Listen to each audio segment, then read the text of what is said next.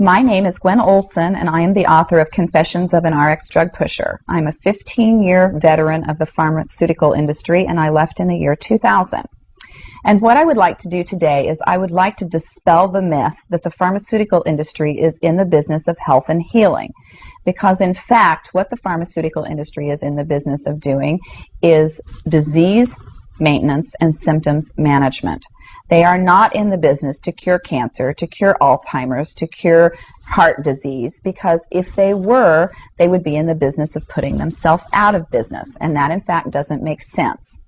I don't want people thinking that I am a conspiracy theorist, because in fact there is no theory behind what I'm telling you. It's all provable. And what I'm saying is provable is that the pharmaceutical industry doesn't want to cure people. You need to understand, specifically when we're talking about psychiatric drugs in particular, that these are drugs that encourage people to remain customers of the pharmaceutical industry. In fact, you will be told if you're given a drug such as an anxiolytic or an antidepressant or an antipsychotic drug that you may be on the drug for the rest of your life. And very frequently people find that they are on the drugs for a very long period of time, if not permanently, because they're almost impossible to get off of. Some of them can have very serious withdrawal symptoms, and most of them can have extremely serious withdrawal symptoms if they're stopped cold turkey, but some people even experience withdrawal symptoms when they try to titrate or they try to eliminate the drug little by little, day after day. So it's really important to understand the motivation behind all of the current maintenance drugs that are on the market, even, for example, drugs such as cholesterol-lowering drugs. And what we are in fact finding now is that cholesterol drugs are lowering cholesterol excessively and causing other disease states as a consequence. So you need to be careful about trying to take drugs in order to remain healthy, because you're never going to have anyone come to you and tell you that the drugs are always tried against a placebo in clinical trials. What a placebo is a sugar pill. And in fact, many drugs are not found to be much more efficacious than the sugar pill. And in a case in point actually is the recent clinical trials that were released in the meta-analysis that came out of the UK on antidepressants, on the newer SSRI, selective serotonin reuptake inhibitor antidepressants. And what was found was the information that activists and other researchers have known for decades, was that antidepressants are no more effective than placebo, no more effective than sugar pills.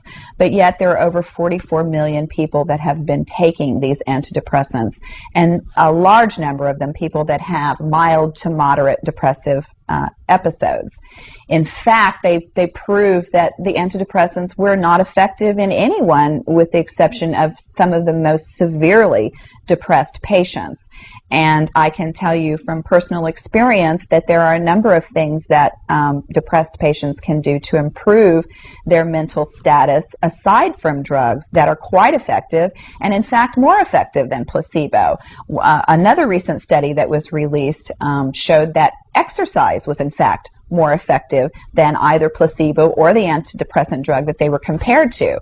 But just like Bill Maher said in his show, you know, we're never going to hear any ads on television that are sponsored by anybody saying, you know, the New England Journal just announced that exercise is twice as effective as antidepressants in curing depression.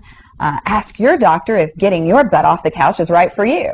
You know, you're never going to get that kind of good information, fair, balanced information, as long as pharma is funding the major TV stations, the advertising that supports those television stations, the major journals, and all of the advertising that supports the major journals.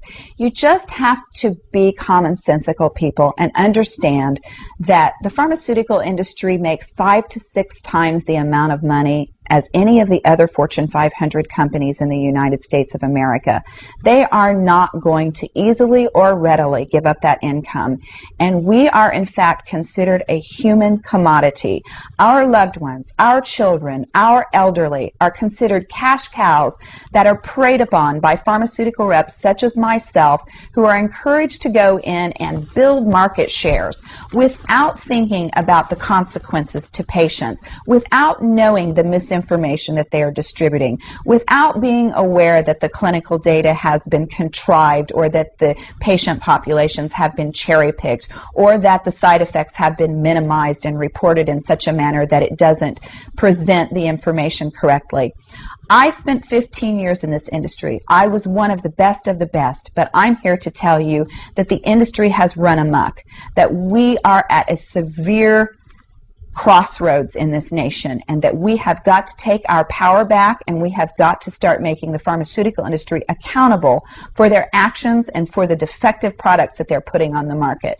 It won't be long before every American is affected by this disaster, and we need to be aware of what the differences are between diseases, between disorders, and between syndromes. Because if it doesn't have to be scientifically proven, if there are no tests, if there are no blood tests, CAT scans, urine tests, MRIs, if there is nothing to document that you have a disease, then you in fact do not have a disease, you have a disorder, and it has been given and has been diagnosed pretentiously, and you need to get yourself educated and understand that there are options, and those options are much more effective than drugs. You need to look into the nutritional aspects of your diet and your lifestyle aspects. Are you exercising? Are you taking care of yourself in the ways that you need to be proactive about your health? Because once you start down the road of taking one prescription drug on top of the other, you will be a lifelong customer for the pharmaceutical industry, and your choices will be truncated. So I would like to ask you to please self-educate, be proactive, and share the information with others. The next victim could be someone that you love. Thank you.